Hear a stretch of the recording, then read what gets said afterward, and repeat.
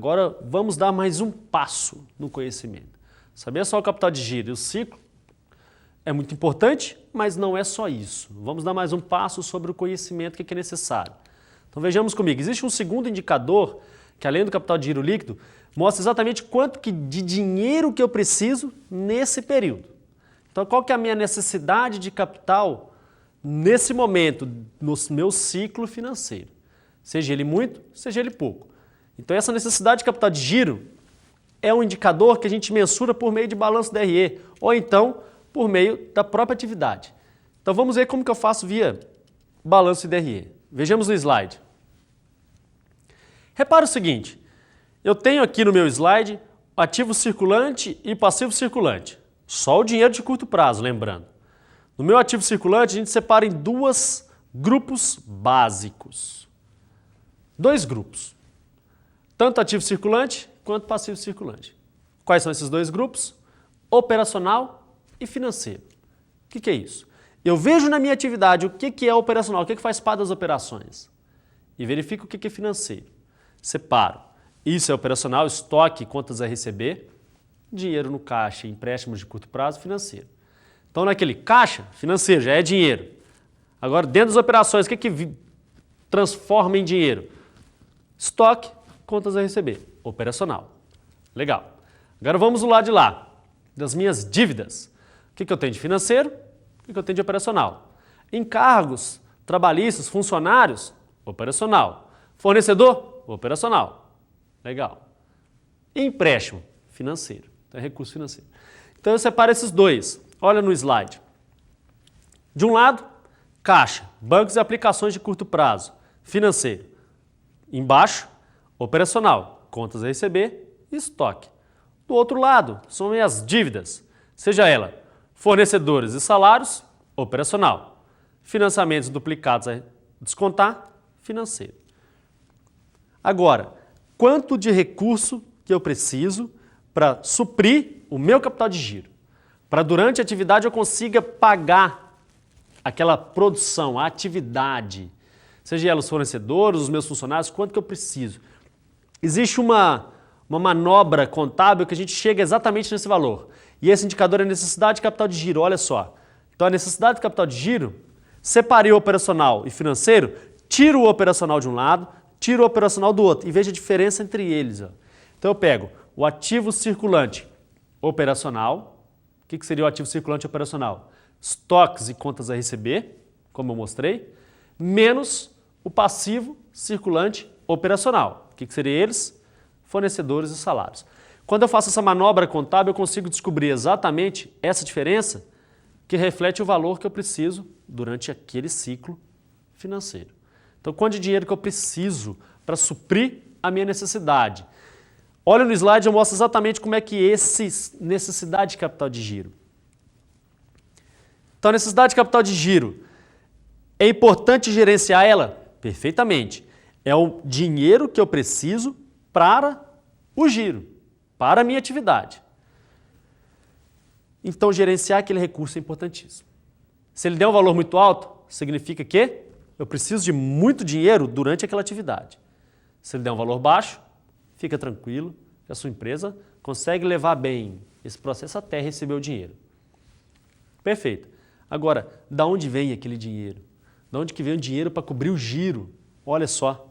Ele vem das fontes que eu falei. Capital de terceiros, de curto prazo, por meio de empréstimos, conta garantida, desconto de duplicatas, exigível de longo prazo, o que seria esse? Aquele financiamento de longo prazo. Ou então, dinheiro de dono. Liga para o sócio, estou com uma conta para vencer, não estou conseguindo, por favor, teria um dinheiro para pagar ela, porque a gente tem uma conta para receber e vai demorar.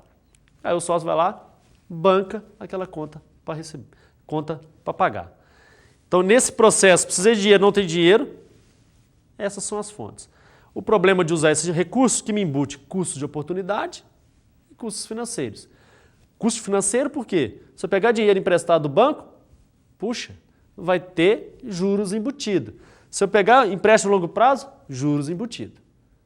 E se eu pegar dinheiro de dono? O dono poderia estar pegando aquele dinheiro e aplicando em algum lugar. Então ele poderia estar ganhando com aquela aplicação. Conclusão, eu sendo o dono da minha empresa, eu não vou querer tirar o meu dinheiro como sócio para pagar a conta da empresa. Isso não é interessante. Muito pelo contrário, é a empresa que tem que me devolver recurso e não eu aplicar nela. Então, me gera um custo de oportunidade. Tema bastante utilizado pelos economistas, como mensurar esse custo de oportunidade, que vocês vão ver em aulas sobre finanças também, mas não nesse tópico em específico. Ficou claro? Deu para entender um pouquinho sobre a necessidade de capital de giro? É um fator importante. Quanto maior, muito grande não é interessante. Muito dinheiro que eu vou precisar nesse negócio. Então tome cuidado com esse indicador. Capital de giro líquido era importante, que eu falei para vocês, 0 ideal, muito grande também não, negativo ruim. Então era próximo do 0. Esse daqui, tome cuidado. Não é muito grande, esse valor não é muito interessante, senão precisa muito recurso. Vamos agora ao outro indicador, que é o saldo disponível. Veja só no slide. O saldo disponível, o que esse nome diz? Também chamado de saldo em tesouraria. Você lembra que eu falei que de um lado eu tenho operacional e financeiro, Então, se eu peguei a diferença entre os operacionais, necessidade de capital de giro. E se eu pego a diferença entre os financeiros? Saldo disponível. Quanto dinheiro está sobrando? Então, o dinheiro que eu tenho no caixa, quanto que eu pago os meus empréstimos, sobrou. Então estou com saldo. Saldo em tesouraria. Esse é um indicador fundamental. Quanto maior, melhor. Então, quanto maior o saldo em tesouraria, saldo disponível, melhor é para a atividade da empresa. Então, vou mostrar um problema seríssimo que acontece com as empresas pela falta de gerenciamento entre saldo disponível e a necessidade de capital de giro. Então, grandes corporações, médias ou pequenas, sofrem um problema sério e geralmente o gestor não consegue visualizar aonde está o problema. O consultor, se ele chegar com um checklist, fizer meia dúzia de cálculos, descobrir esses indicadores, ele vai falar, solução já está feita para o seu caso.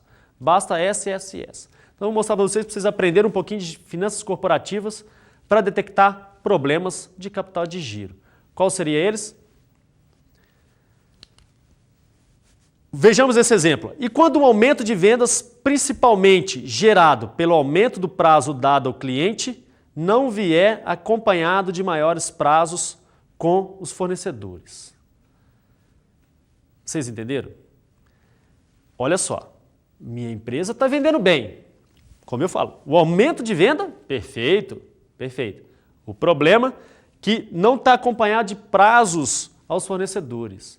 Ou seja, estou vendendo muito, expandindo as minhas vendas, porém os meus fornecedores não me dão muito prazo para pagar. E eu demoro para produzir, demoro para receber. Então, de que adianta você vender muito, sendo que seus fornecedores não te dão prazo e a sua necessidade de capital de giro vai aumentando? Então, nesse processo, o meu ciclo fica grande. Eu preciso de recurso e eu não tenho recurso. Então, acontece um efeito que eu vou mostrar para vocês, chama overtrade. O que é o overtrade? É quando você vende muito, as suas vendas estão boas, estão excelentes, estou vendendo muito.